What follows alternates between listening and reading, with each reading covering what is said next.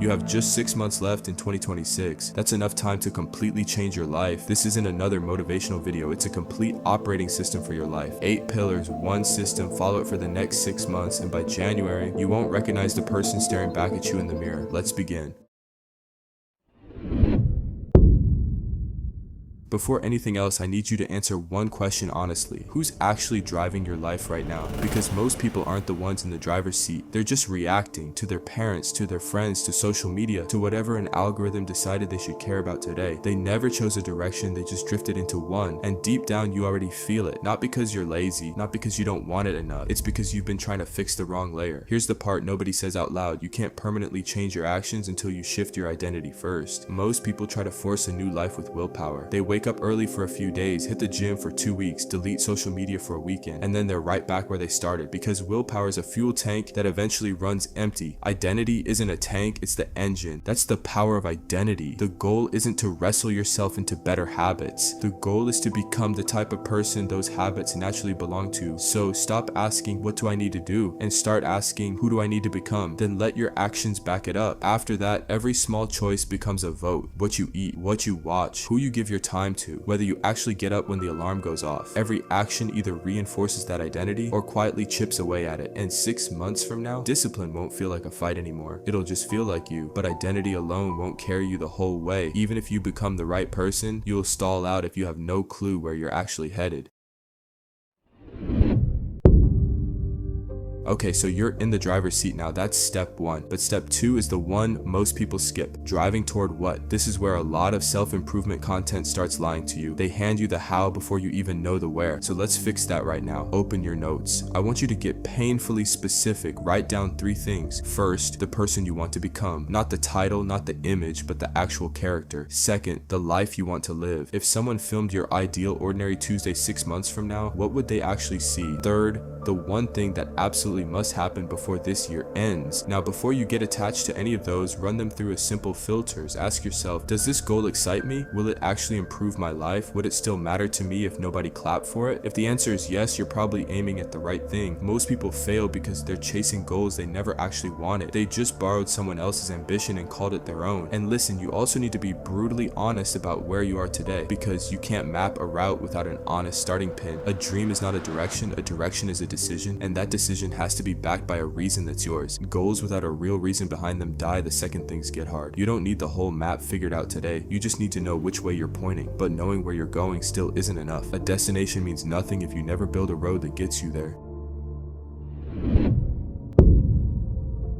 You picked a destination, now you need a road that actually gets you there. And this is where almost everyone our age falls apart, myself included. I'm not gonna lie to you. Motivation is not a strategy, it's a mood. It shows up randomly, leaves randomly, and if your whole plan depends on feeling like it, you've already lost. What actually works is a system, something that runs whether you're inspired or exhausted, because it doesn't ask how you feel. But before you go build some perfect color-coded aesthetic system you saw online, hear this: don't build a perfect system, build one you'll actually follow. That's the mistake most people our age make. They design a system for their fantasy self, not their real one. Now here's the truth about your time. Most people aren't busy, they're just unintentional. You think you have no time, but let's be real. You're losing hours every single day to stuff that gives you nothing back. It doesn't feel like much in the moment until you realize that's almost a full day every single week gone. So step 1 is what I call freeing your time. Audit where your hours actually go, find the dead pockets, and put something that matters in their place. Once you see where your time is vanishing, you need a system to protect it. Systems remove decisions, and fewer decisions mean less mental fatigue. Think about it like this. Imagine you're trying to drive somewhere important, but every 5 minutes you stop the car, get out, and ask yourself, alright, where am I going next? Sounds ridiculous, yet that's exactly how most people live, deciding and redeciding every small step, burning out their brain before noon. Here's how you stop doing that. First, weekly planning. Every Sunday, take 15 minutes and decide what actually needs to happen this week before the week decides for you. Second, daily priorities, not a 10-item to-do list nobody finishes. 3 things, maybe even just 1, the one that actually moves the needle. Third, time blocking. Put your priorities on the clock, not just on the list. And remember this, if you don't control your calendar, someone else will. Your life isn't shaped by the daily decisions you wrestle with, it's shaped by the systems you build once and then never have to decide on again. But even the best system can fall apart if the voice inside your head keeps telling you to quit.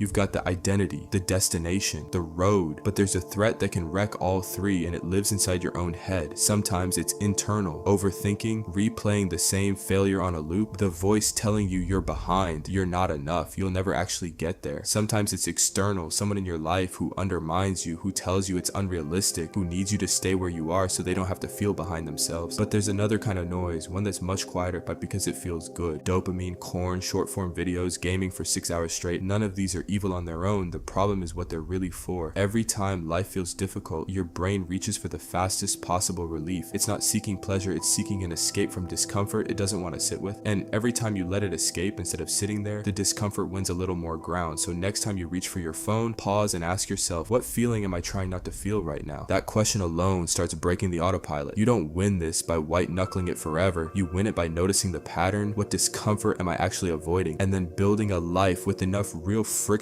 and real reward that your brain stops needing the cheap version. Real friction looks like going to the gym when you don't feel like it, studying when it's boring, learning a skill that frustrates you at first, having uncomfortable conversations you've been avoiding, building something that takes months before it pays off. That's the kind of struggle that actually strengthens you. The cheap escapes just keep you numb, protect the engine, because no matter how good the map is, no car reaches its destination with a broken engine. But even with a healthy mind, there's one more thing that decides whether you'll make it.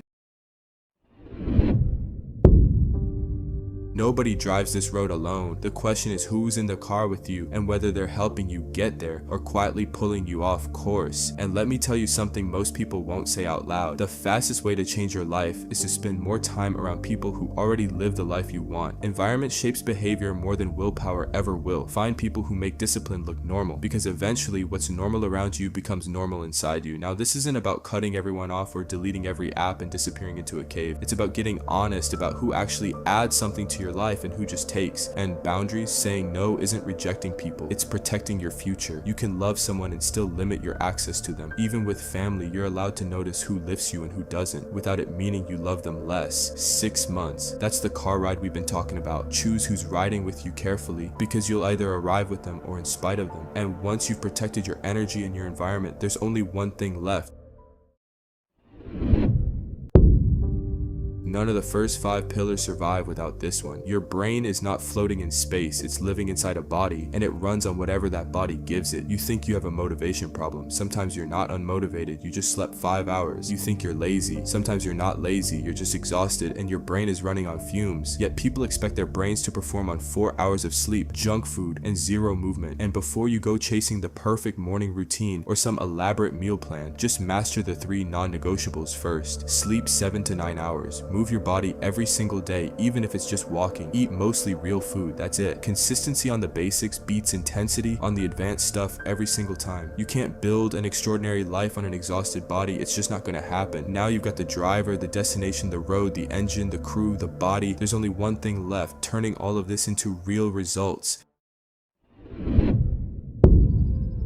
You can have the perfect mindset, crystal clear goals, rock solid discipline, healthy relationships, a body that performs, but if none of it creates value in the real world, your life won't change nearly as much as it could. This is where it becomes real. This is where you turn the foundation into something tangible. So here's what you do. Pick one skill, all its layers, for 6 months straight. Why 1? Because every time you switch to something new, you reset your progress back to 0. Why 6 months? Because that's actually enough time to go from knowing nothing to being someone people would pay. Not an expert, just good enough to solve a problem someone has. Now, how do you choose which skill? Pick something that sits in the middle of 3 circles. 1, you actually enjoy it enough to practice it consistently. 2, people pay for it, real demand, not just a hobby. 3, you can learn it and practice it alongside your current life. Skills like editing, coding, writing, graphic design, marketing, sales, they're learnable, valuable, and you can start building with them immediately. But don't just learn, that's where most people stop, and that's why they stay stuck. You learn, then you build real projects with what you learned, then you share those projects publicly. Learn, build, share. That cycle separates people who actually make money from people who just collect tutorials. And on that note, YouTube has more free, high quality education on it right now than most paid courses. Only pay for a course if the topic is genuinely hard to find good free content on. One more thing, don't chase money, chase value. Money doesn't come to people who want it, it comes to people who solve problems worth solving. If you focus on getting good enough to help someone, the money follows. If you chase the money first, you'll keep switching paths and never get deep enough at anything. 6 6 months from now, this won't just change how you think, it'll change what opportunities your life actually gives you. It turns everything else you've built, the identity, the direction, the discipline, the clarity, into something you can hold. But there's one final habit that decides whether all of this lasts or slowly disappears the moment real life gets loud.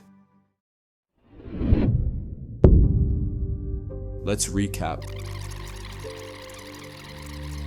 6 months ago, you weren't driving, you were reacting to parents, to friends, to an algorithm. Then you became the driver. You chose a destination. You built the road. You protected the engine, your mind, from the noise inside and out. You chose your passengers. You fueled the vehicle. Sleep, movement, real food. You built skills that create value. But here's the part people skip. None of this works in a straight line. You're going to mess up. That's not failure, that's data. So once a month, stop and check the engine. What worked, what didn't? Where did you fall off and why? Adjust, then keep driving. This diagnostic habit is the thing that makes the other 7 pillars actually last, instead of falling apart in week 3 like every other new me attempt you've started before. Because imagine waking up on January 1st, 2027 and realizing nothing changed. But the good news, you only need a better next decision, and that decision doesn't get made in December, it gets made today. So don't try to remember this entire video. Pick one pillar, start today, close YouTube, start building. I'll see you in 6 months. Come back to this video and tell me what changed.